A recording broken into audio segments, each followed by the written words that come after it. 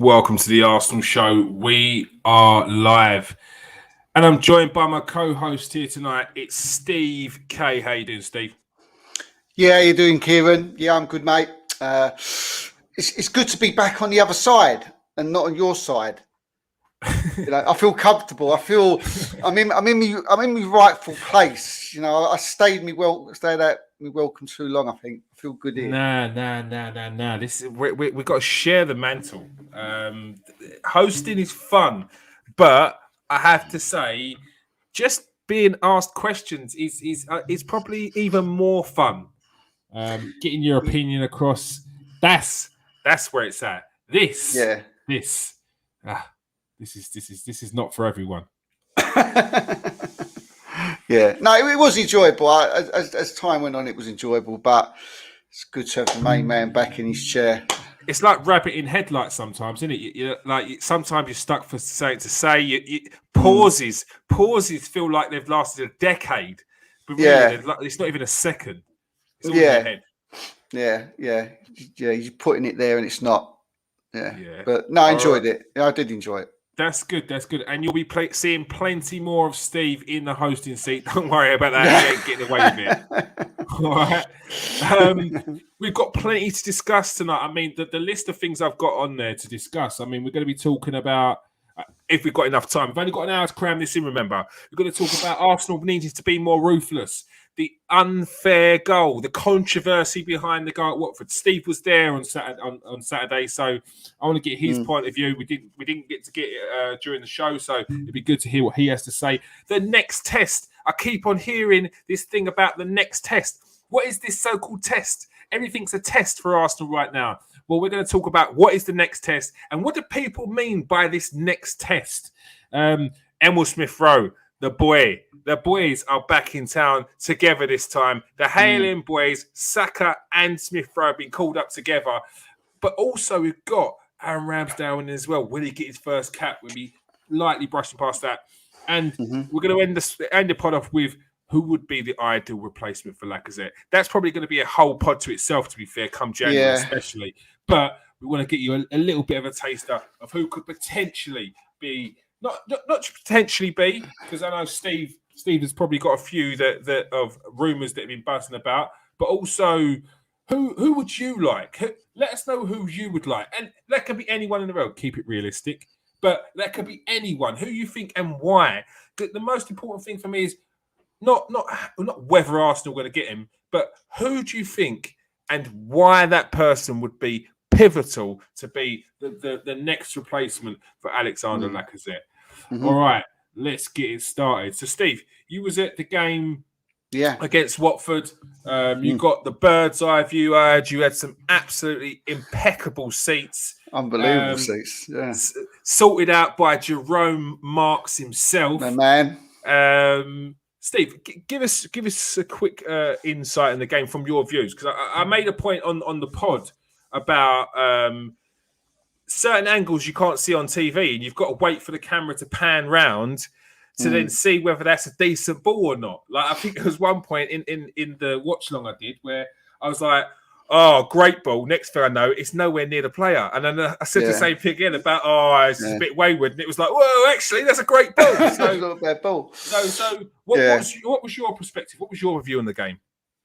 As you said, I was lucky to have the probably the best seats in the ground. I probably could say that. It was straight down the line, straight down the middle. So, and it's exactly what you said. When you're sitting there and you're looking, especially for someone like probably you and I, who not only just likes to follow the ball, we like to follow the players and where they're standing and where they're going and who's come across as when someone's gone forward. As someone dropped in. I was like, I was almost on like a busman's holiday watching the game. but yeah, I mean, we started pretty well, and we was knocking about, and we got the early goal, which was at the time would have been deserved, but I mean, Aubameyang made a bit of a cock up of what he was doing, but I was a bit confused with the rules at one point because I couldn't work out why it was offside. But then remember the new rule of where there has to be 2 players with a goalkeeper and a defender. There has to be 2 defenders. So but we was playing well. We was knocking it about well. The midfield were playing well, especially Maitland-Niles. I was sitting there with me dad, and we was giving him full dues for the way he was playing. He was getting his foot in. He was trying to play balls forward as well. So he was the one who sort of was being allowed to go forward in the first half, where Lokonga was the one that was really sort of sitting. They didn't do that so much in the second half, which I was a little bit disappointed with. I know Ainsley Maitland-Niles got man of the match. He had an excellent first half. I probably wouldn't have gone on to say he was man of the match. Not my man of the match anyway, but he did have a good game, and we looked dangerous. But there did seem to be that lack of punch. When we got into that 6-yard box, and you felt that if the ball was landing to Lacazette, if the ball was going to land to Aubameyang, you had that feel that we wasn't going to score. And the goals now, it's funny because we've been talking for a long while now how we've wanted to score goals from the midfield, and it hasn't been happening. But as the game went on, you felt that that's where the goals were going to come from, and they wasn't going to come from Aubameyang and the Lacazette, because they were sort of I don't know, they was doing work, but they wasn't doing it where we wanted them to do it. But as I say, in the second half, Smith Rowe popped up, scored the goal, didn't he? So but I thought we played well. I thought it was a big 3 points. There was in the first half we could have been quite a few goals up. When you think of the penalty and the Aubameyang mishap, the offside goal there, and there was a couple of other chances as well. But there did seem to be that lack of finishing in the first half. But overall, I thought we did well. Individual performances. I thought again, Nuno Tavares fantastic. I thought Tommy Ashu fantastic. I thought the centre backs played well. Again, and someone who sort of stood out to me when they come on was Martin Odegaard. I thought he was absolutely fantastic when he come on. You could really see how he wants the ball all the time, Q, and he's always looking for it. He's screaming for it. He wants it. Even when he don't get it, he's always wanting the ball. And he should have had a goal, shouldn't he? But no, please. If it was 1-0, get in, get out. 3 points. So one thing I want to touch on, which you brought up there, but before we go on, if you're watching on Twitter, come over to KS1 TV on YouTube and join us live. Come into the comment section, give your point of view on the Watford game, and the next topic I'm about to talk about is Arsenal. We need to be more ruthless. Steve was alluding to that with what he was saying there, and it's not so much a worry, because what I'm encouraged about is the fact that Arsenal are making these chances. I'm sure the XG or wherever it is, the expected goals per game has gone up. We're coming out in the first 20 and being intense. It's intense. It's relentless. It feels like the job that they're asked to do is to do not stop until you get a goal. It's like just keep on going and going until you get a goal.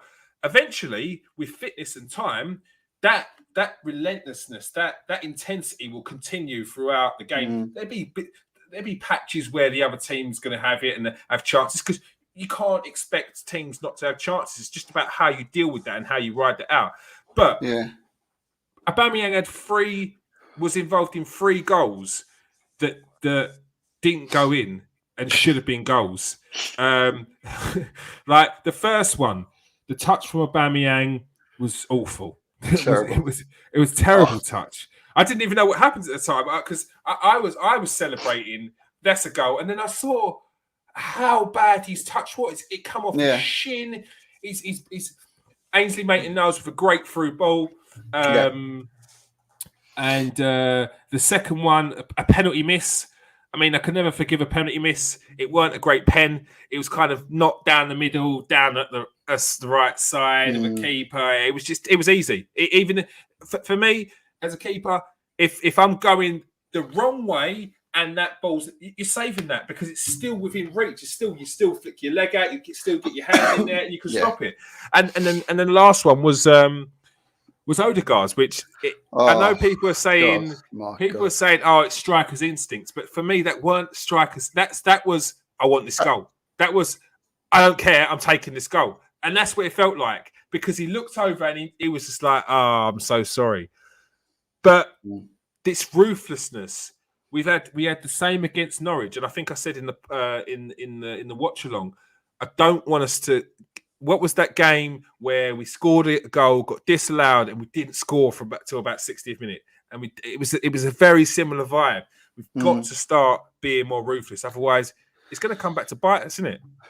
It is, and it got worrying to a point. It's because as the game went on, you was wondering where the goal was going to come from. Luckily, we got it pretty early in the second half, and then obviously the sending off, and game was more or less over. They was never going to come back in it. But all the time, when you're seeing your strikers and they're not scoring and they're not being ruthless, you're worried when it's 1-0, and you can't afford that, especially in the first half where you could have been 3 or you could have been 4-0 up. You've got to be able to score more goals, and like I said earlier. If it wasn't for the fact that I had confidence that we could score goals from the midfield now, from Saka, from Emile Smith Rowe, I would have been very worried because you do get a feel when you're at a game that straight away with Arsenal, I don't know if it's with any other team, you just know, you just know, and I knew Aubameyang wasn't going to score. Lacazette, I don't think he wants to score. I don't think he's got the confidence to score from someone who's gone from 30 to 35 goals a season, a poacher, just an awesome, prolific goal scorer, to someone who just seems to be happy to, although he works hard, and I must give him that, someone who just seemed to be happy just to fall on the floor all the time, and I don't want to sort of have a go at Lacazette because over the last few weeks he has been playing well, but mainly due to his work rate. But we're talking about being ruthless here. We're talking about scoring goals, and Lacazette's a non-entity. And again with Aubameyang, you don't know if he's ever going to find that form again. And I'm getting more worried game after game after game if he's ever going to. I don't think, Kieran, he's going to find that form again.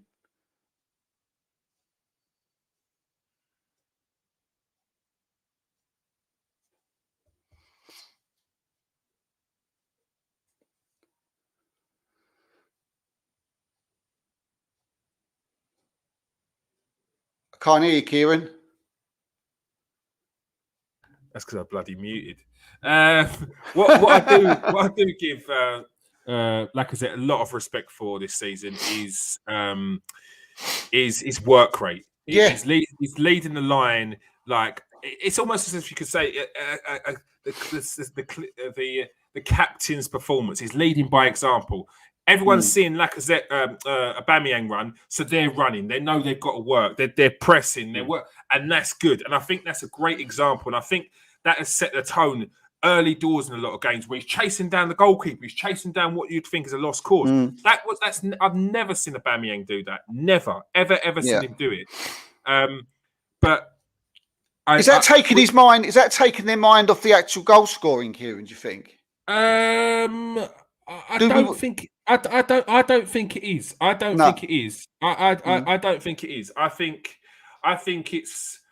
he's been asked to do it, and I think it's important that he does it. And if he doesn't do it, and you can see when he doesn't do it, we would be on here digging him out about not working hard enough because we want to see both. We don't just want to see work hard. We don't just want to see goals now because it's a different style of football. Because if Aubameyang is just scoring goals, it loses that what we've got right now because everyone's doing it all over the pitch. But I'm with you. I do worry that it's going to get to a point. I do worry that he won't get back that scoring form. I was going to ask you: do you feel like it could potentially have an adverse effect with him with the lack of goals? Do you think because there are going to be games where people are going to look to him to score goals, and if he's not, then they're going to have to look at themselves. It's a bit like when you put pressure on the defense by not scoring goals at all. Now, it's all right now, and the defense is keeping clean sheets now, but we're not putting the ball in the back of the net enough. Yeah, I mean, we're forgetting what he's Aubameyang. He's 33 now, is he? Mm-hmm. Or coming up to 33. There is a time when, you know, your legs go and your brain stays intact, and that brain, that footballing brain, you never lose that ability to put the ball in the back of the net. Mm-hmm. But your legs start to fail you. I'm thinking about this. Look, Aguero, he could always find the ball in the back of the net, but you know, because he couldn't do the work rate. Pep had him on the bench, and he didn't play him because he wasn't doing enough work rate. I'm sure if they said to Aguero, "Look, you just stay out there, you just score goals," mm-hmm. he would have done, and he would have been in the team. But that's not the way Pep wanted to play. And I think with Arteta, he's morphing Arsenal into a Man City type formation, what he wants, which is not surprising, considering that he spent three years there. Yeah. So I do. Yeah, go on, mate. No, go on, carry on. Yeah. No, so I do worry that it would make an adverse effect, especially because of his age. Yeah.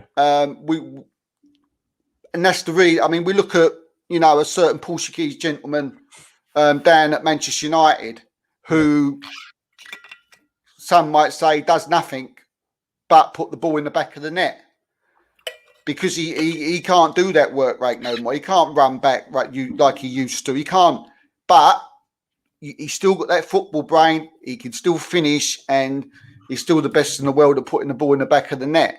Mm-hmm. So they just want him. They say, look, you concentrate on that.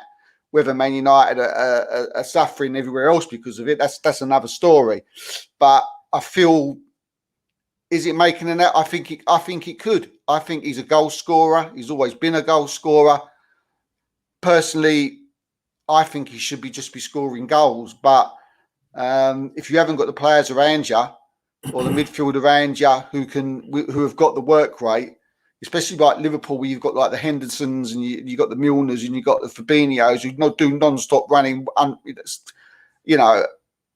24/7 in a game, just from the first to the 90th minute. Yeah, then great, you can afford to have a striker who doesn't work back. So we're in that catch-22 situation where we want him to work back. We haven't probably got the midfield who's got to do the work rate and the running.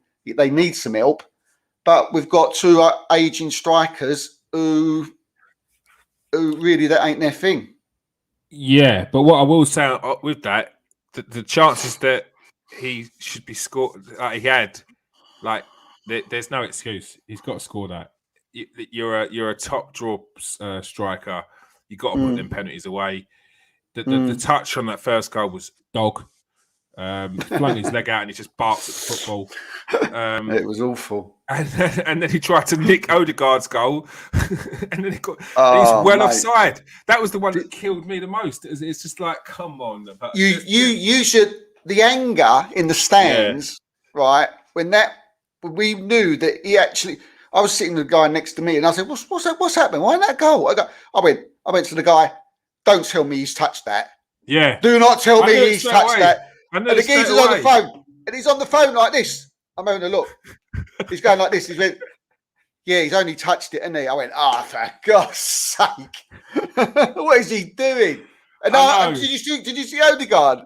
He was well pissed off. But the thing is, Odegaard, like you said, when he came on, the little touches, the nuts in the corner with playing around with it in the corner with Martinelli, that was a lovely bit of skill. But the little turns that he does, Odegaard's a player that's been very underrated since he's come in.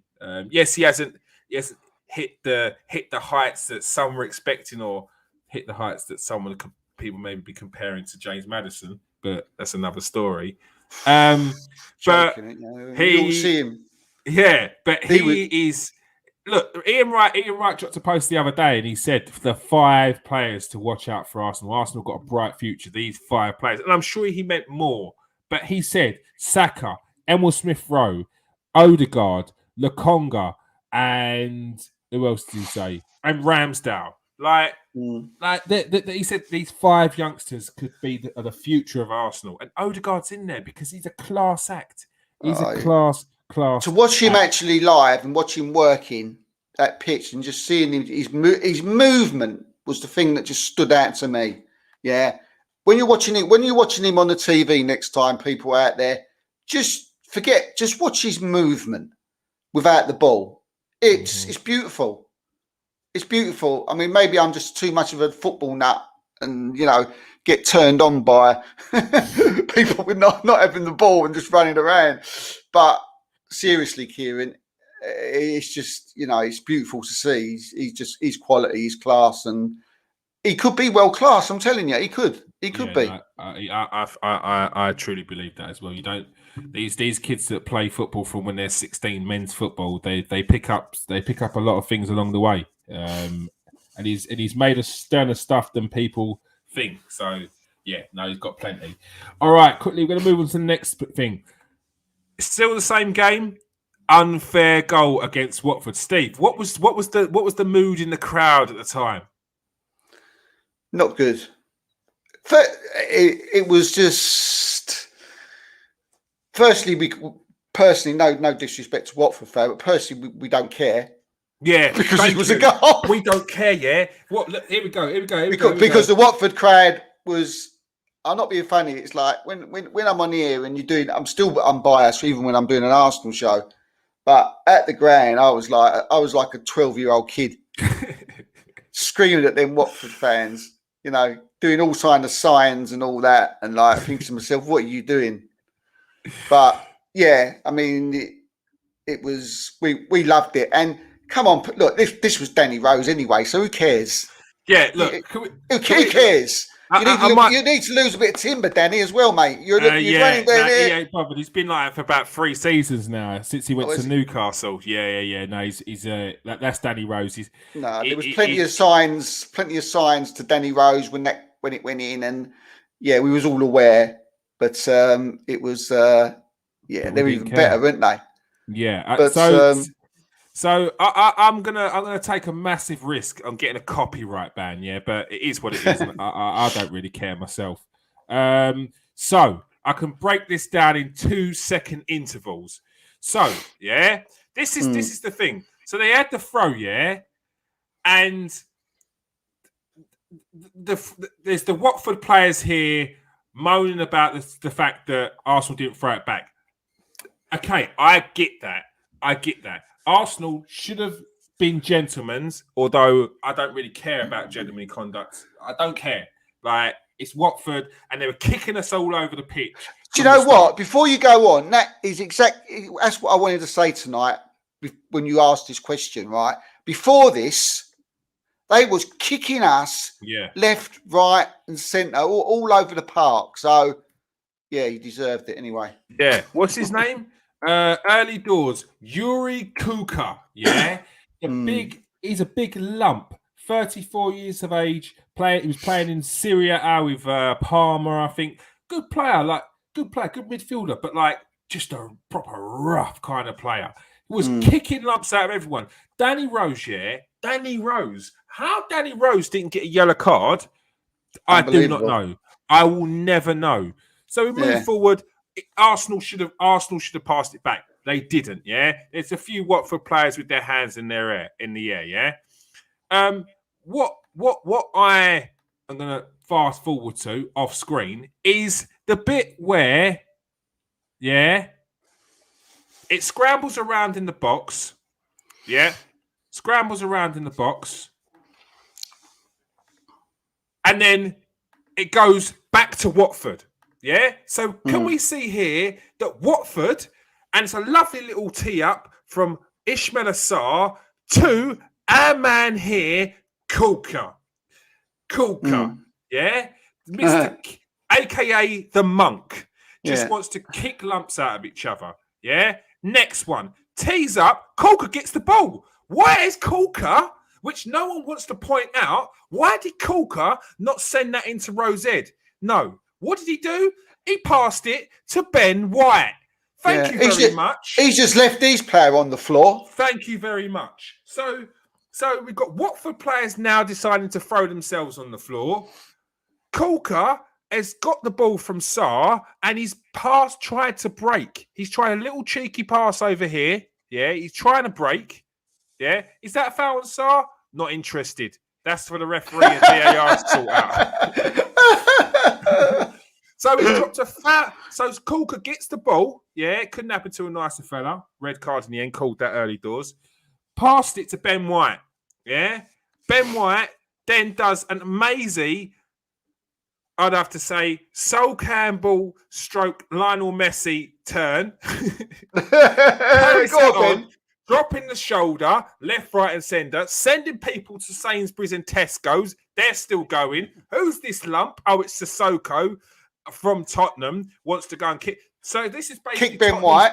Tottenham's B team. And who comes in? Emile Smith, new Messi. The Croydon De Bruyne. The Croydon De Bruyne. So, just to let you know, Watford had ample opportunity to get that ball and clear it out. But what did they do? Rather than hit it into Rosette, points to the referee, points to the players, start a little ruckus, get under our skin and say, why didn't you pass it back to us? You should have passed it back to us, ungentlemanly conduct. Yeah. What you did is you tried to be smart, tried to be cute, you tried to play it out on the break, you got done, lost the ball, passed it to Ben White, and we scored the goal. Get over it and move on, people. Ridiculous. I reckon that was that. I think that was Danny Rose. I think that was a pass. Anyway, I think he tried to he passed it. But why would you, if you want to kick the ball out of play for your player to be seen to, right? Why would you just roll it out there? Why wouldn't you do like a rugby kick all the way out the pitch? Because then, if you're kicking it out there, right, then all the Arsenal players would have just come up and pressed you and closed you in, and you would have been stuck in that hole. So even for the stupidity of the idiot, right? It doesn't. It was no. And Ranieri was a joke, and Jamie Redknapp, that absolute pillock, right after the game, right? That geezer, every time he comes on, he talks the biggest load of arse. Right, that I've ever. Harry's got a job on there. Oh, Arsenal are disgrace. Arsenal are unfair. Arsenal are this. Jamie. Get over it, mate. Get over it. He's still peed off that time. Briera put him in Rosette, which I watched. Over it. Yeah, right. Get over it. What? We move. Unfair goal, possibly, but I don't care. So this one I keep on hearing, Steve. The next test. So apparently, Tottenham was the test, but because Tottenham was so rubbish in that game, the next test was Leicester. So then Leicester was the test. Yeah. So then we beat Leicester. I'll say we dispatched off Leicester. Yeah. And then the next test is apparently Liverpool. Can you explain to me? That's not a test. That's not a test. That's like passing your 11 plus and then being sent to Mensa. That's not fair. You can't turn around and say that Liverpool is now the test. Steve, can you explain to me why potentially Liverpool could be the test and why people keep moving the goalposts? Because they want Arsenal to foul. They all they want to do is they failed the test. They failed that test. They're not what everybody's saying. They're not the team that's pressing for the Champions League. They're not the team that's come from 20th now, 11 games unbeaten, and now sitting in 5th, 3 points off the top of the table. We've got to give them another test. You know, if we get through this test, they'll be given a maths test next or an English test, and they'll all be getting the players to stay late after training. Yeah, no, you can't go out. You've got another test, boys. What test now? We've got international break. No, we got your teachers down the college coming in with some English and maths papers. Got a test for you. But it's like I don't understand. But tell me what what? Okay, if we was to play well against Liverpool, does that really define our season? Like, does No. that really tell us where we are? If we was to lose against Liverpool or get our backsides handed to us, would that really show where we are against this Liverpool team? No, we're not. You know, we've been doing well and we've been playing well, and we're we're getting there. No, there's still things that need to improve. There's still more players that got to be brought in, and Liverpool are the finished article. And so, how is that a test? I don't understand how it was a test. If Arsenal was complete, if Arsenal had we've got our full team now, you're all set, we've got our 2 strikers in place, they've been together, playing with each other for the last season. Right now, this is the test of where they are. Yeah. So then you go to Liverpool and then you have your test. This ain't no test. We'll probably have Maitland-Niles and Lokonga in midfield, and we'll have 2 aging strikers up front, and this is the test. We're talking, they'll be marked by Van Dijk and Kanate, and up front there'll be Sane, Mane, and Kane.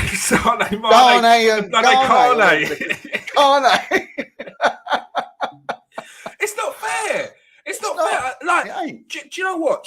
I just want to enjoy a game, and I want to enjoy the win, and I want to enjoy it without being told to calm down because we've got another test around the corner.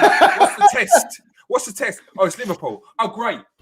Now I've got to watch the Liverpool game intensely, watching the players to see how they react to certain things. And what's the test? I mean, like you said, 2 seasons ago, this was the greatest team that the Premier League's ever seen.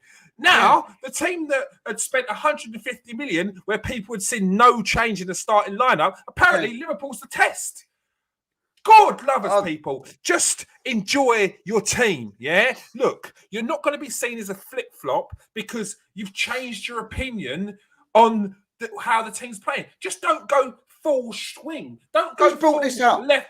Don't go. It's all over the place, mate. Don't go full left wing or full right wing when Arsenal are doing well. Don't go. Arsenal have won 4 games or 5 games or 10 games on the trot, and don't go. Mikel Arteta is the greatest manager of all time, I'll tell you that. And then 2 weeks later, we lost 2 games. It's like, I'm never going to trust Mikel Arteta again. You call this trust the process? Trust this process. Like, I can't handle it. They're killing me. It's been the same with Arsenal from back when. They never get the credit, no matter what they do. If we went and beat the Invincibles 49, winning, there'll be a test for the 50th one. And it's the big 50 is the test now. If they can't get past the 50, then what can you say about them? They've got no spine, no bottle. But no, come on, you can't keep giving us tests, because you're not giving the players tests all the time.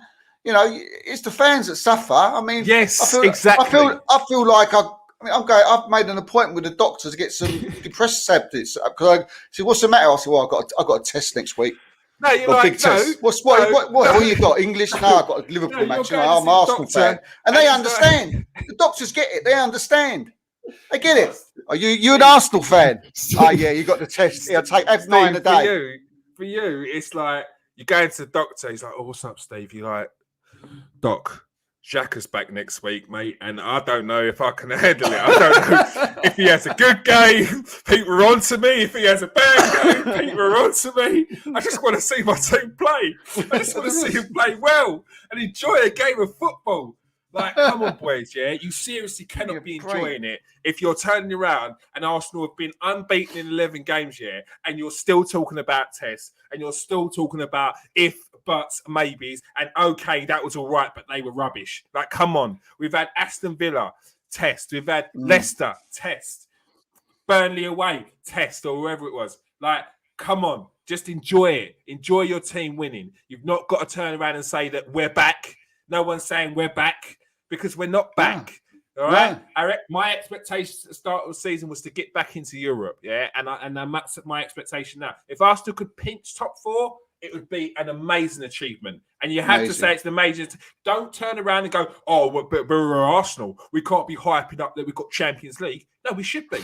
We should be, because we didn't respect what we did before when we were getting Champions League year after year, because it was a given, wasn't it? It was a given. Yeah, it was. You could just turn up. We're Arsenal. We could just turn up and be Champions League, but it don't work like that. And as you've seen, it don't work like that. All right? Yeah. I can't have these. I can't handle these tests though. It's just I'm too old for tests. Mate, I barely got out of school. Don't give me any more tests. The reason why I went to work was because I didn't have to do any bloody tests. Now I've got one every other week. But it's true though. Like no other club gets a test today. When do you hear them say, "Oh, this is their big test"? You know. Don't you know why, Steve? I don't know if you can hear me. Do you know why, Steve? Do you know why they don't get a test? Because their team, their fans enjoy their team winning. They win 1-0. Oi, that was a tight one. It's this. What was good about the game? Not we've won a game and you're picking out every single bad thing about the game. You're picking out all the things that went wrong. As I say, just enjoy your team winning. Look, no one's got to. I'll do my rant about this banter club thing in another time on my own little 10-minute thing. But yeah, please, people, just enjoy your team. And if we do go on continue this run, don't scream to high heaven that we're gonna win the league or gonna win the World Cup. Like just game by game, take it game by game. Yeah. We're probably going to be playing the Liverpool side. You know, they've been hurt by getting beat by West Ham, so they're going to be on it. They're going to be up for it, you know. So, yeah. All right. I don't expect much of Liverpool. If we get a draw, it'll be a bonus for me. You know, I'll be over the moon with it. Thank you. All right, let's jump into it quickly. Paul, if we go to Anfield and win 2-3-0, Arsenal won't be given credit. All people will say is Liverpool had enough day. You're right. You'll say, Liverpool were rubbish. But the thing is, tell me, like, in this last 3-4 years, a day where Arsenal would have played a rubbish Liverpool team and still got a result. Like, we wouldn't, because we just, like this, Liverpool being rubbish on their day with this team that they've had over the last 3 years, are still a team that is potentially going to win the league. Like, they were rubbish last season. They got top 4. So, I know, I'm totally with you, Paul. I'm totally with you. Before we go on, if you are watching on Twitter, come over to KS1 TV on YouTube. Smash that subscribe button. We appreciate your support. If you're on Facebook, come over to KS1 TV and smash that subscribe button. Even if you just want to keep on the comfort of your own home and go back to Facebook, press the subscribe button. It don't and it's free. Free for all of this entertainment. Before we go on, next test is this one. Emile Smith Rowe gets his first call-up. It's a proud day for Arsenal fans, Steve? Yeah, big test for him. But no, it was just a matter of time, wasn't it? Yeah. Before it was going to happen, I thought he might have got called up, you know, in the main squad anyway. But I think it's because Mason Mount's pulled out, isn't it? Do you think it was such a bad thing that he didn't get the call up in the first place? No, in a way. Because there was a lot of uproar. There was a lot of uproar, weren't there? Yeah. No, I mean, Southgate, you know, and, you know, I think Southgate and Arteta, the way especially when it was Arteta was speaking the weekend, it sounds like they've got quite a little good relationship going there with the Arsenal players. It does sound that he was saying that, you know, Gareth, using his first name, will treat him right and play him. And he's got every confidence that, you know, he'll use him the way that he should be. But yeah, I mean, it was a matter of time. So pleased for him. Congratulations, mate. Totally deserved it. You know, he's had quite a tough little time, you know, got through his early career. He's had a lot of injuries. You know, went out on loan to Germany, did well there for a while, and then he got injured, came back, smashed it at Huddersfield. Then he came back to Arsenal, and I can remember we was doing a pod one day, and we was talking about which Arsenal player, young player, could be the next, you know, superstar for Arsenal, and I think we all more or less said Emile Smith Rowe could be the man. A lot of people were saying Martinelli at the time, But I think we all called Emile Smith Rowe because we just see the talent and ability that he had. And yeah, he's got his head screwed on his shoulders. And I think as well, Kieran, he's starting to, grow up. Probably is not probably the wrong word, but he's starting to sort of, his intelligence on the football pitch is getting far much better. And he's seeming like now I'm thinking, when I'm seeing him out on the left-hand side, I'm thinking, well, yeah, you can play there. Where before I was like, you can't play there. You can't do it. But now he's getting that little bit of, he's getting that speed back. He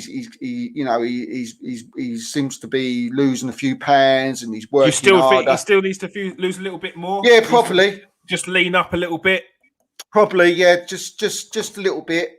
But I mean, when it was good when I see Odegaard came on Sunday, and straight away after about 10 minutes, I thought these two can play together. You could slip Odegaard into that middle there if you wanted to play him next to Partey at any time, and you could easily slip, Emile Smith Rowe out to the right and Aubameyang in the middle and Saka on the other side. And he looks much more comfortable now in a number of positions. And I think because of that, and because of his versatility now, I think that's the reason why he's got in the England squad. Yeah, definitely. I think I was one who was quite balanced about the fact that he didn't get the call up. For me, I said I put out a post and said, I know there's a lot of uproar with Smith Rowe not getting into the England squad based on his form, which I understand why people would automatically assume that he should be in the England squad based on his form. But we've got to remember that this is a World Cup qualifier. I think it's the last two games of the World Cup qualifiers, isn't it, or something like that? Yeah. Yes, they're against Albania and San Marino, so the win should be a given.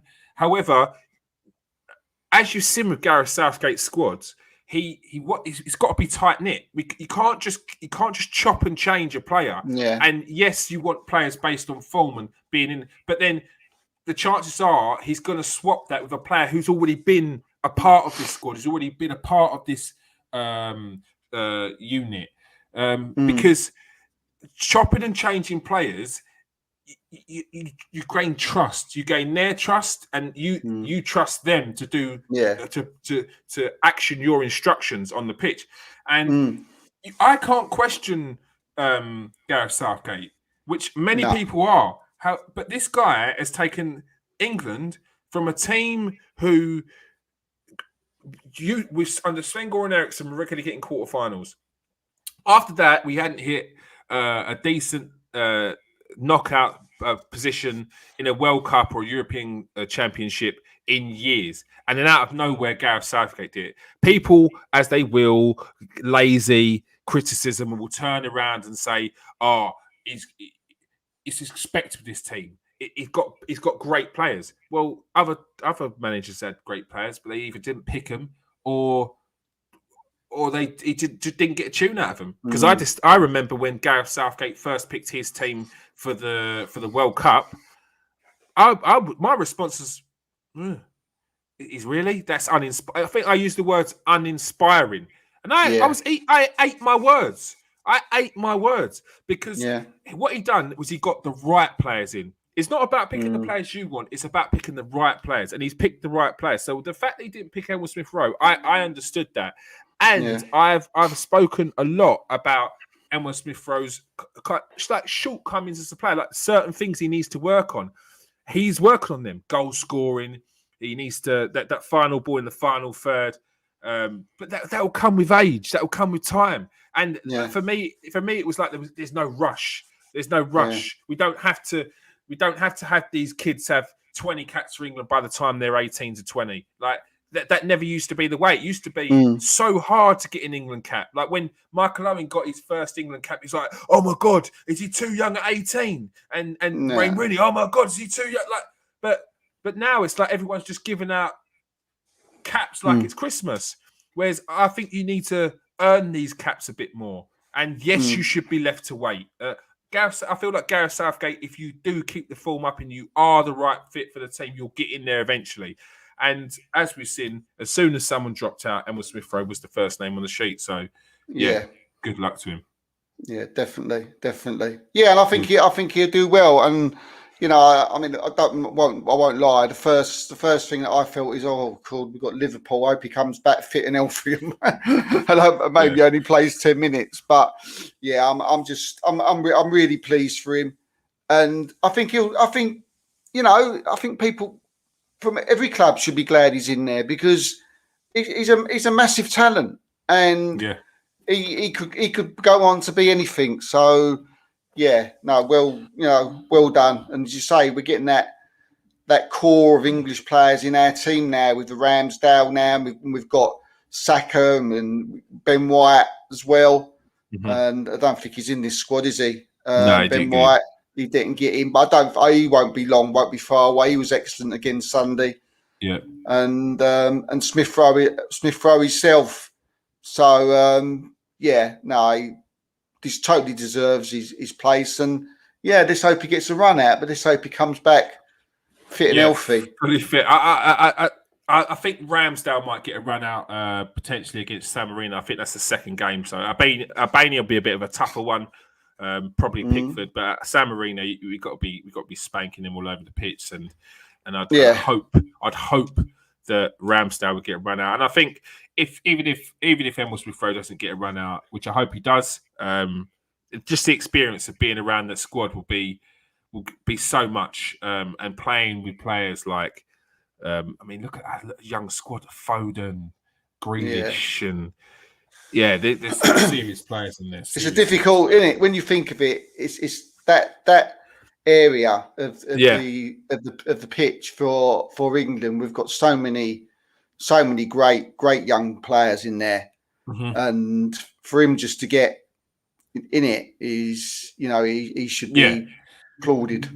Yeah, and that was my point. Look, is he currently better than Grealish and Foden, who probably go into them positions? He's not. So I couldn't really have an argument for why he's in the team. So yeah, good form, and he, well done. Haaland boys are in. All right, last but by no means least, one of the biggest ones, the most important ones, Alexander Lacazette. He's not signing a new contract. Who's the ideal replacement for Lacazette? I want to hear in the comment sections, who do you think should be a replacement for Lacazette? You could pick anyone. But I don't just want you to give me a name. I want you to give me why. Because when I say you could pick anyone, because I want to know why, like the style of play. What do you think he could bring to Arsenal? Would we be changed in the way we play? What is it that made you pick this player? Steve, who would you think who would be your ideal replacement for Lacazette? And then I'd like you to tell us who Arsenal are linked with, just for the, because I know that there'd be some people in here that will be good luck. I know there'd be some that will be absolutely clambering for some transfer news, especially when it comes to a striker. But Steve, who would you be your ideal replacement? Well, there's when you ask the question, it's very difficult. There's quite a few out there. I was trying to look at it, obviously, realistically. In the end, there was like one player who stood out. There was another one that I thought never gets mentioned, who I thought would do well. But if we're talking about that main striker, that Pierre-Emerick Aubameyang, someone to take Arsenal forward, then I'm talking someone who plays in the Bundesliga. He's 25 years old. This season, he scored 9 goals in 8 matches. He probably would cost Arsenal around about 35 million. He's contracted until 2025. He's scored for his international team. He scored 33. No, he's played 33 games and scored 17 goals. He was on it in the Euros. He's big. He's strong. He's young. He's someone who I would think would fit Arsenal in the Premiership perfectly. And that is Czechoslovakia's Patrick Schick. Yeah, yes, very good player. Very good player. I just think he would fit. Every time I see this guy play, when I watch the Bundesliga, Hmm. he's prolific. Hmm. He was prolific in the Euros. He's Yeah. prolific in the Bundesliga. He's young. He would be at a decent price, and I think he's that type of player who would do well in the Premiership. What Um, What is it that drew you to him with regards to what he could bring to Arsenal? I think if you go back over the years, Arsenal have always had a big, strong number 9. A big someone who can, who's quick, who can push people off the ball, who's fast. And it also tends to be the way the new breed of centre forwards is going these days. When you look at players like Erling Haaland, Back to the old school. They've got a bit all yeah, round. this guy is not of Erling Haaland's stature, but he's the same like build. He's that freaky build. He's tall. He's a prolific goal scorer. He's in Germany, and he just fits the Premiership for me. He's just got that everything. I would think he just got everything. He's fantastic in the air. You think you would need a plan B, but there would be so many different for our midfield players like our Sackers, our Smith Rowes. You could use his pace by playing through the channels. When we've got a corner and you've got crosses coming in, whether it's from Tomiyasu, whether it's from Tavares, whether it's from Tierney, you've got one of the best young header of the balls in Europe. Who knows where the net is? He's got a rocket shot. He can both fit. I just don't see. I think Arsenal are not linked with this guy, but I find it incredible that someone's got to snap him up. And for me, if I was Mick Arteta, I'd be on him. Yeah, I find it, as you said, incredible that there's not more names linked with him at all. I very rarely, the summer, not last summer, the summer before, I think before he moved to Roma, or might have been last summer. No, it was before the World Cup, so it's the summer before. He was banned around all over the place, but not really in England. But since the Euros, I would have thought that, because I thought he was brilliant in Euros. Even the long range shot where against Scotland, that long range goal, even that takes like precision, vision. It's easy to say the goalkeeper was well off his line, but go and do that without a goalkeeper in goal, to smack that ball from where he was and put it in the net without it touching the floor. Yeah, I guarantee you're missing. Out of 10 times, you're missing 8, and the 2 times you do score, it piddles along the ground. It takes a lot to score that kind of goal. He's got a bit of everything. Even if you just watched his highlights, go on YouTube, the Patrick Schick, and it will give you all the goals he's scored, and that'll be for Leverkusen and Leipzig. He can left foot, right foot in the air, as Steve was saying. He's a and and as well, what I like, why I think he'll fit into the Premiership. He's tough, Kieran. Yeah, he's not one of these players who get pushed off the ball. Mm-hmm. He's not one of these. He just get up. I mean, if you remember in the Euros, he got a penalty for an elbow in the face, and he actually picked the ball up to take the penalty, and he had like 2 black eyes from the elbow. Yeah, and he's like, give me that ball. Give me it. Yeah. And then he just picked it up, put it on the spot, and just bashed it, crashed it like 2 steps back, boom, bang, right? And I was like, as soon as I see that, I want him. I want him as my striker. I want him up front for my team, because he's quality. That's the type of guy I want, with that type of attitude, that type of personality. To be up front, he wouldn't be scared of any centre half, whether it be Diaz, Van Dijk, anybody like that. I mean, he was the one that stood out for me. I'm sure you're going to speak about this player, but Luka Jovic, you think Arsenal could rejuvenate his career? Yeah, I like Luka Jovic. he won't be signing anything new from Real Madrid. He will be moving on, whether it'll be January or the summer. Mm-hmm. Again, we all know Luka Jovic mainly from his time at Eintracht Frankfurt, where he was absolutely a prolific goal scorer. Yeah. And then he came to Real Madrid and he didn't really hit it off.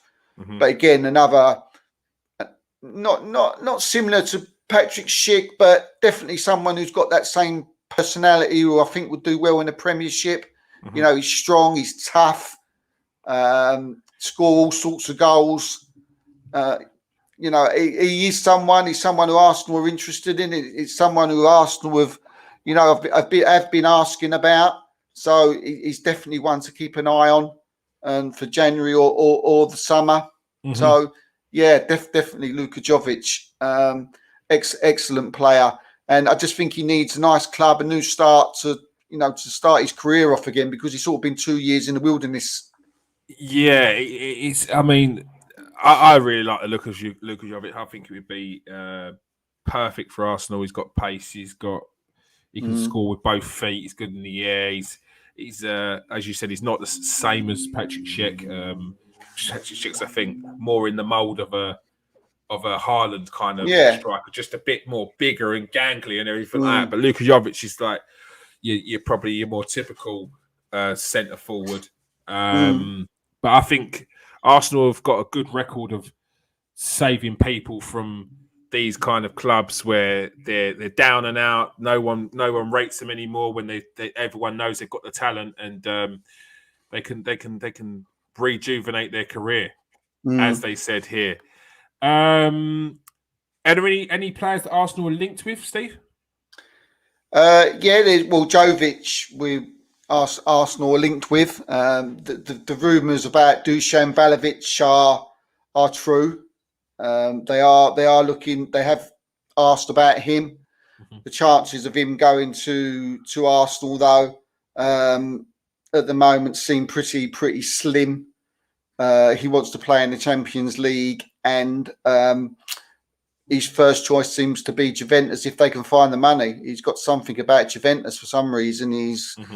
I don't know what it is, whether it's his favourite city or something, but he has come out and said he would love to play for Juventus. Lucky them, because he's an incredible player. Yeah. Someone who you're going to hear about more in the future.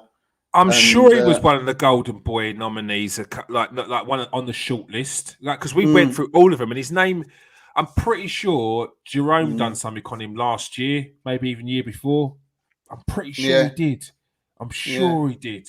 Because his face rings a bell, and the fact that he was a Serbian striker at Fiorentina. So I'm pretty sure he was one of them Golden Boy on the long list. Sorry.